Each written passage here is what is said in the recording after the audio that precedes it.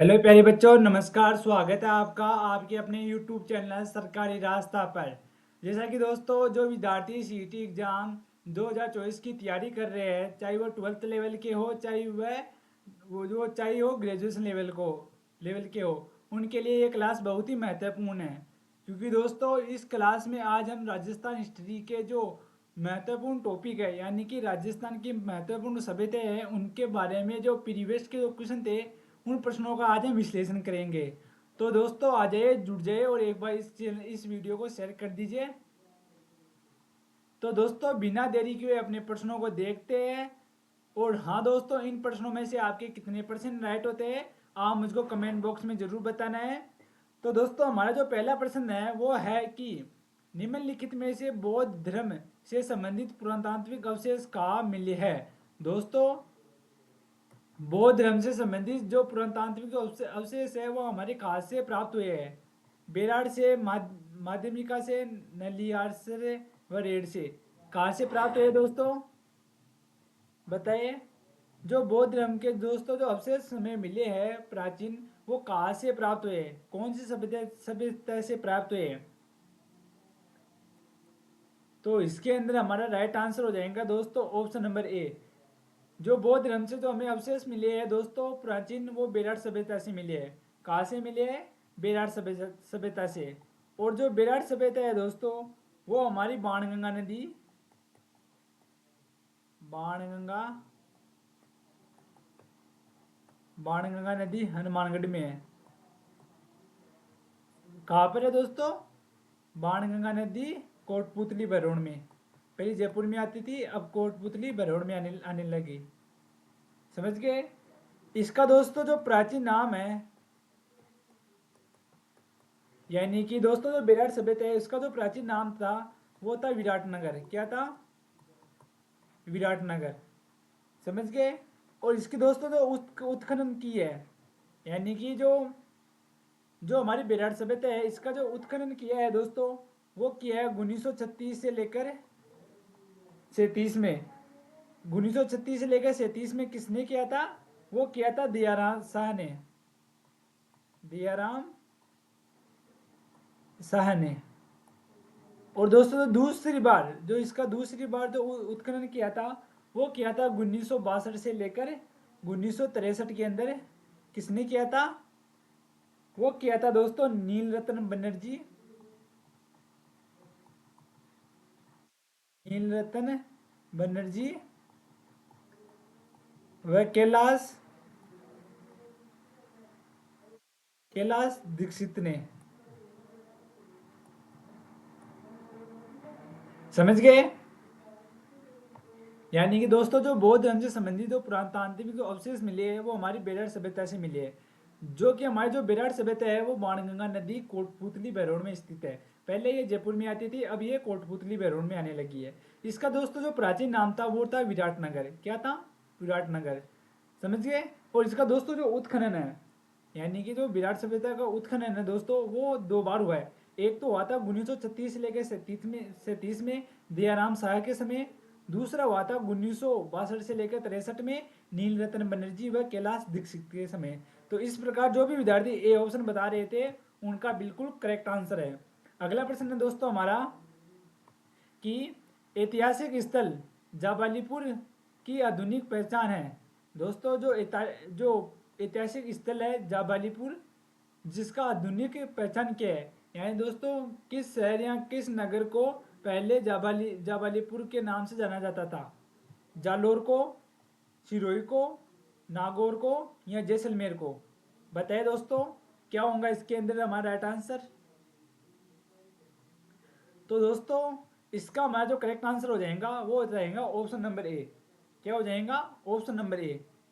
दोस्तों, जो जालोर है, जालोर के अंदर महर्षि जालोर के अंदर दोस्तों महर्षि जाबाली की तपोभूमि, जाबाली की तपोभूमि होने के कारण जालोर को पहले जाबालीपुर कहा जाता था। समझ गए। तो इसके अंदर दो भी विद्यार्थी ऑप्शन नंबर ए बता रहे थे, उनका बिल्कुल बिल्कुल राइट आंसर है। नेक्स्ट है दोस्तों हमारा कि बागोर सभ्यता किस नदी के किनारे स्थित है। वेरी वेरी इंपॉर्टेंट प्रश्न है दोस्तों। जो बागोर सभ्यता है वो किस नदी के किनारे स्थित है। सावी नदी, कोठारी नदी, कांटली नदी व घग्गर नदी। किस नदी के किनारे स्थित है दोस्तों बागोर बागोर सभ्यता। तो दोस्तों इसके अंदर हमारा करेक्ट आंसर हो जाएगा ऑप्शन नंबर बी, कोठारी नदी। किस नदी के किनारे, कोठारी नदी के किनारे बागोर सभ्यता स्थित है। कहाँ पर है दोस्तों, ये हमारे भीलवाड़ा के अंदर। कहाँ पर है, जो हमारी बागोर सभ्यता है वो हमारे भीलवाड़ा जिले के अंदर स्थित है। समझ गए। इसकी जो उत्खनन है, इसका जो उत्खनन है दोस्तों, बागोर सभ्यता का जो दोस्तों जो उत्खनन है वो 1967 से लेकर 1968 में, 1967 से लेकर 1968 में वीरेंद्र नाथ मिश्र ने, किसने, वीरेंद्र नाथ मिश्र ने, यानी कि दोस्तों जो बागोर सभ्यता है इसका उत्खनन 1967 से लेकर 68 में वीरेंद्र नाथ मिश्र ने किया था। समझ गए। और हाँ दोस्तों, इसका जो समय काल है, यानी इसका जो समय यानी इसका जो काल क्रम बताया जाता है वो बताया जाता है 3000 से लेकर 500 ईसा पूर्वी। ईसा पूर्वी कितना बताया जाता है, 3000 से लेकर 500 ईसा ईसा पूर्वी बताया जाता है। और दोस्तों यहाँ पर 14 प्रकार के कृषि के अवशेष मिले हैं। वैसे तो बहुत सारी इसकी विशेषता बताई नहीं जाती, फिर भी आपको बता दूंगा कुछ कुछ मोस्ट मोस्ट। तो इसके अंदर जो भी विद्यार्थी ऑप्शन नंबर बी बता रहे थे उनका बिल्कुल राइट आंसर है। अगला प्रश्न है हमारा कि बागोर की सभ्यता निम्न में से किस जिले में स्थित है। दोस्तों जो बागोर की सभ्यता है वो किस जिले में स्थित है। भीलवाड़ा में, जालोर में, गंगानगर में या बीकानेर में। दोस्तों जस्ट जस्ट अभी पिछले प्रश्न में बताया है, जो बागोर सभ्यता है वो हमारे भीलवाड़ा जिले में स्थित है। कहाँ पर है, भीलवाड़ा जिले में स्थित है, कोठारी नदी के किनारे। कोठारी नदी के किनारे। दोस्तों जो भी सभ्यता हमको मिलती है वो अधिकतर नदियों के पास ही अपना आवासीय स्थान रखती है। तो इस प्रकार जो कोटाई नदी भीलवाड़ा है वहां पर बागोर सभ्यता स्थित है। तो जो भी विद्यार्थी ऑप्शन नंबर ए बता रहे थे उनका बिल्कुल बिल्कुल राइट आंसर है। अगले प्रश्न को देखते हैं दोस्तों। अगला प्रश्न क्या कहता है हमारा। अगला प्रश्न कह रहा है कि राजस्थान में पशुपालन की प्राचीनतम साक्ष्य कहाँ प्राप्त हुई है। दोस्तों राजस्थान के अंदर जो पशुपालन है उसके प्राचीन साक्ष्य यानी प्राचीन जो अवशेष है वो हमें कहाँ से प्राप्त हुए। पशुपालन पशुपालन के जो प्राचीन हमें जो साक्ष्य मिले हैं यानी कि अवशेष मिले हैं वो किस सभ्यता से मिले हैं। कालीबंगा से, गणेश्वर से, आहड़ से या बागोर से। किस सभ्यता से मिले हैं दोस्तों, बताइए पांच में अंदर क्या होगा हमारा राइट आंसर। तो दोस्तों इसके अंदर जो भी विद्यार्थी ऑप्शन नंबर डी बता रहे थे उनका बिल्कुल राइट आंसर है। जो बागोर सभ्यता हमारी भीलवाड़ा भीलवाड़ा में अंदर है वहां पर हमें पशुपालन के अवसर मिले थे। दोस्तों यहाँ पर 2 पॉइंट और लिख दीजिए। वहां पर दोस्तों हमें हाथ और कान के कांच के आभूषण मिले, कांच के आभूषण मिले। और दोस्तों वहां पर हमें नर कंकाल मिला था, यानी कि मनुष्य पुरुष का कंकाल मिला। समझ गए। यानी कि दोस्तों आपसे पूछ ले कि हाथ व कान के जो कांच के आभूषण मिले वो किस सभ्यता से मिले तो बताना है आपको बागोर सभ्यता। समझ गए। तो इसके अंदर बिल्कुल डी राइट आंसर हो जाएगा। अगला प्रश्न है हमारा कि बागोर एवं तिलवाड़ा नामक स्थान मुख्यतः निम्न काल से संबंधित है। दोस्तों जो बागोर व तिलवाड़ा जो नामक सभ्यता है वो मुख्यतः निम्न में से किस काल से संबंधित है। इनका दोस्तों कालक्रम कौन सा है, मध्य पाषाण काल, पूरा पाषाण काल, पूर्व हड़प्पा काल या निम्न पूरा पाषाण काल। किस काल से संबंधित है दोस्तों बागोर व भीलवाड़ा, बताए जल्दी से।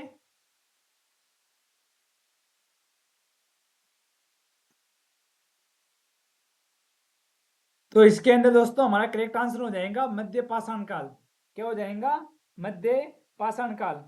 किससे संबंधित है? मध्य पाषाण काल से संबंधित है। समझ गए दोस्तों? तो जो भी विद्यार्थी ऑप्शन नंबर ए बता रहे थे उनका बिल्कुल बिल्कुल राइट आंसर है। अगला प्रश्न है हमारा कि लुन्नी गाठी डीडवाना बुड्ढा पुष्कर के आसपास स्थित एक महत्वपूर्ण स्थल है। यह निम्न में से किस युग से संबंधित है? दोस्तों जो लूनी नदी डीडवाना व बुड्ढा पुष्कर के पास जो स्थित महत्वपूर्ण स्थल है वो किस युग से संबंधित बताता है? किस युग से संबंधित है? उत्तरी पाषाण काल, उत्तरी पुरापाषाण युग काल, उत्तर पुराना पाषाण युग, मध्य पुराना पाषाण युग व इनमें से कोई नहीं। क्या होगा दोस्तों ऑप्शन नंबर 7 में हमारा राइट आंसर?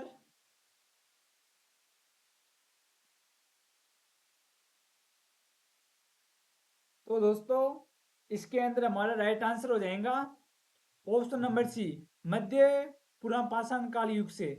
किसे मध्य पुराण पाषाण काल युग से माना जाता है? जो लूनी घाटी डीडवाना व बूढ़ा पुष्कर के जो आसपास का जो स्थान है उसको मध्य पूर्व पाषाण काल युग से संबंधित है। तो जो भी विद्यार्थी ऑप्शन नंबर सी बता रहे थे उनका बिल्कुल राइट आंसर है। दोस्तों एक बार क्लास को शेयर कर दीजिए और इस वीडियो को लाइक कर दीजिए और एक बार चैनल को सब्सक्राइब कर लीजिए। इसी प्रकार दोस्तों हम अपने जो चैप्टर वाइज है ना उसके PYQ करते रहेंगे और उन प्रश्नों का विश्लेषण करते रहेंगे। तो दोस्तों अगले 8 प्रश्न का आप क्वेश्चन बताएं, राइट आंसर बताएं कि मोसोलिथिक शब्द का वास्तविक शब्द है।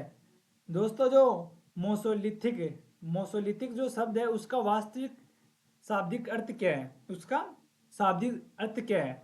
मध्य पाषाणकालीन युग, मध्य पुरापाषाणकालीन युग, उच्च पुरापाषाण काल या निम्न पुरापाषाण काल। क्या होगा दोस्तों इनमें हमारा राइट आंसर बताइए। तो दोस्तों ऑप्शन नंबर जो भी विद्यार्थी ऑप्शन नंबर ए बता रहे थे उनका बिल्कुल राइट आंसर है। दोस्तों मेसोलिथिक का जो शाब्दिक अर्थ होता है उसका अर्थ होता है मध्य पाषाणकालीन युग। क्या होता है? मध्य पाषाणकालीन युग। तो जो भी विद्यार्थी ऑप्शन नंबर ए बता रहे थे उनका बिल्कुल राइट आंसर है। अगला प्रश्न है हमारा कि निम्नलिखित में से राजस्थान में किस स्थान से सेंधव कालीन अवशेष प्राप्त हुए? दोस्तों राजस्थान के किस स्थान से सेंधव कालीन अवशेष प्राप्त हुए? बालाथल से, गणेश्वर से, गिल्लून से व कालीबंगा से। कहाँ से प्राप्त हुए दोस्तों? दोस्तों जो भी हमारे सभ्यता है ना उनके मोस्ट इम्पोर्टेंट जो विशेषता है उनको आप जरूर याद रख लीजिए। जैसे कि वहाँ से जो जो प्राचीन अवशेष मिले हैं उनको तो आपको बिल्कुल ही याद रखना है कौन से सभ्यता से कौन सी चीज़ मिली है। समझ गए? यहाँ पर आपको प्रोवाइड कराना थोड़ा मुश्किल काम है, फिर भी आपको बता दूंगा कौन कौन सी है, वेरी वेरी इंपॉर्टेंट।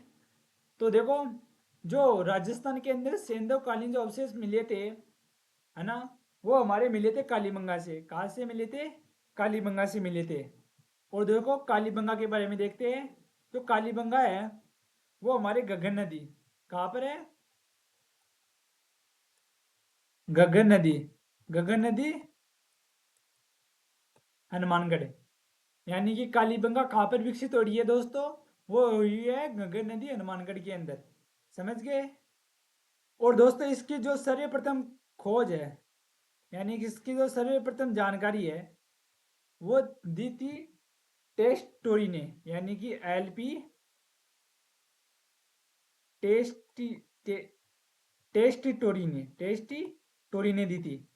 यानी कि कालीबंगा की जो सर्वप्रथम जानकारी है वो LP टेस्ट टोरी ने दी थी। इसकी जो खोज है दोस्तों इसकी खोज इसकी खोज की गई दोस्तों वो की गई थी 1951 से लेकर 1952 में। और इसकी खोज की थी अमलानंद घोष ने। एक के अमला देखो एक के नहीं यहाँ पर आप लिख लो नाम, अमलानंद घोष। किसने की थी? अमलानंद घोष ने की थी इसकी खोज। इसका जो दोस्तों उत्खनन है इस सभ्यता का दोस्तों जो उत्खनन है वो हुआ था 1961 से लेकर 1969 के अंदर। कब हुआ था? 1961 से लेकर 1969 के अंदर। और इसका जो उत्खनन किया था दोस्तों वो किया था बीबीलाल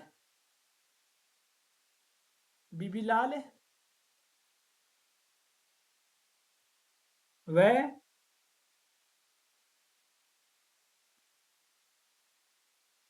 बीके थापर ने।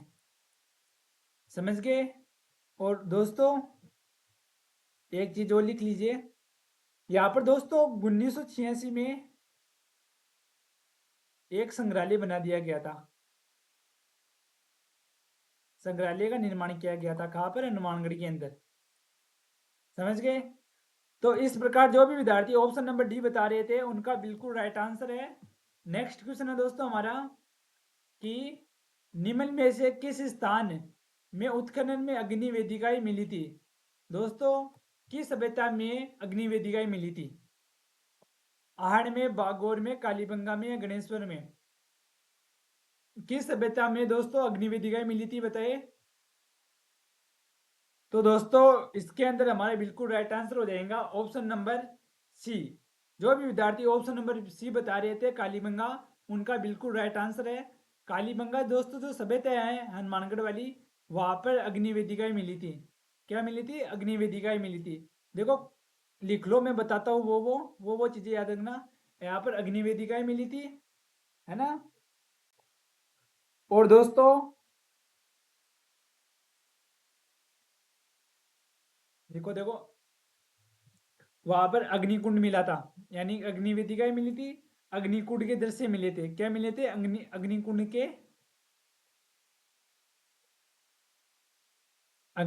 के दृश्य, है ना। अग्नि अग्निकुंड कुंड के दृश्य मिले थे। युगम समाधियां मिली थी। युगम युगम समाधियां मिली थी, है ना। बेलनाकार मोहर मिली थी। बेलनाकार बेलनाकार मोहर मिली थी, है ना। भूकंप के साक्ष्य मिले। भूकंप के साक्ष्य मिले। अंडाकार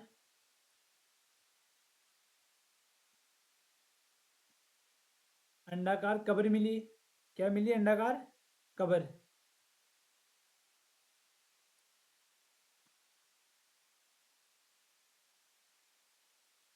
खेतों के अवशेष मिले।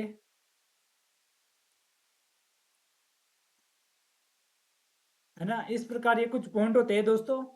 तो इसके अंदर जो भी विद्यार्थी ऑप्शन नंबर सी बता रहे थे उनका बिल्कुल राइट आंसर है।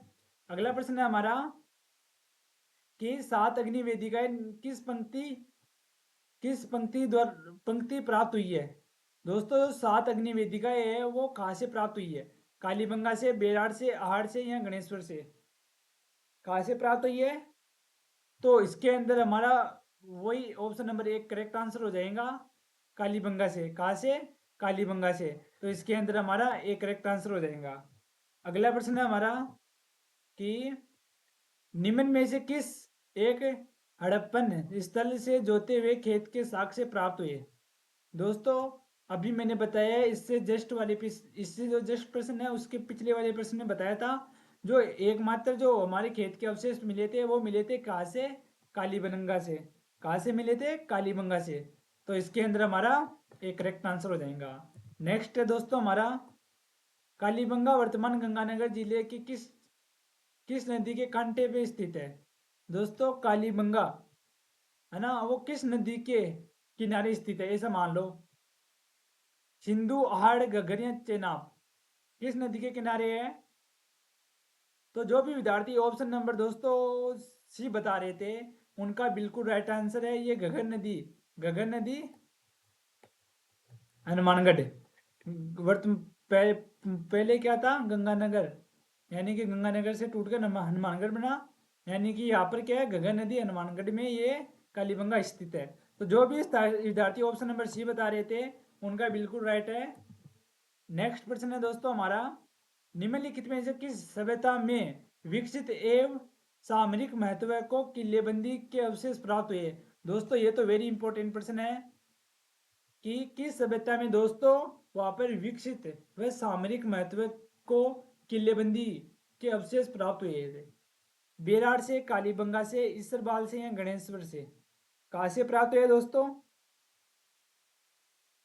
तो दोस्तों जो हमें प्राप्त हुए थे वो हुए थे कालीबंगा से। कहाँ से हुए थे? कालीबंगा से प्राप्त हुए थे। यहाँ पर दोस्तों दो, यहाँ पर नगर मिले थे, नगर। और नगर भी क्या थे? दो भागों में बटे हुए थे, है ना। देखो, इसका जो पूर्वी भाग था ना दोस्तों, जो नगर का पूर्वी भाग था ना, वो तो था अदुर्गीकृत, अदुर्गीकृत। और इसका जो पश्चिमी भाग था, इसका जो पश्चिमी भाग था दोस्तों, वो क्या था? वो था दुर्गीकृत। समझ गए? और दोस्तों जो कालीबंगा है ना, जो कालीबंगा है उसको सिंधु घाटी सभ्यता की तीसरी राजधानी कहते हैं। उसको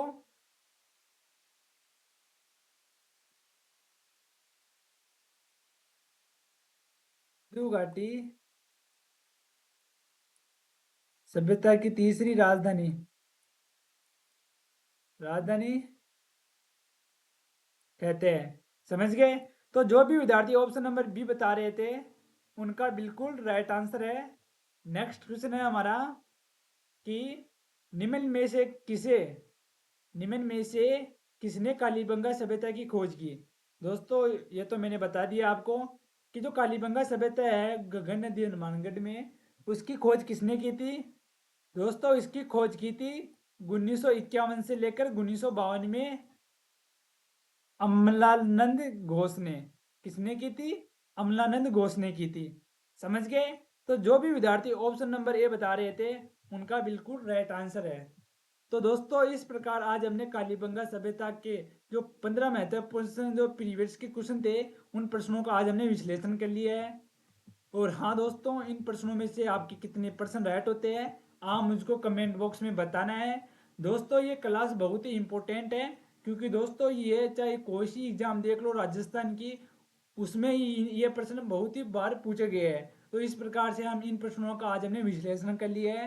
अगर क्लास आपको पसंद आई तो एक बार क्लास को शेयर कर दीजिए, इस वीडियो को लाइक कर दीजिए और इस चैनल को सब्सक्राइब कर लीजिए।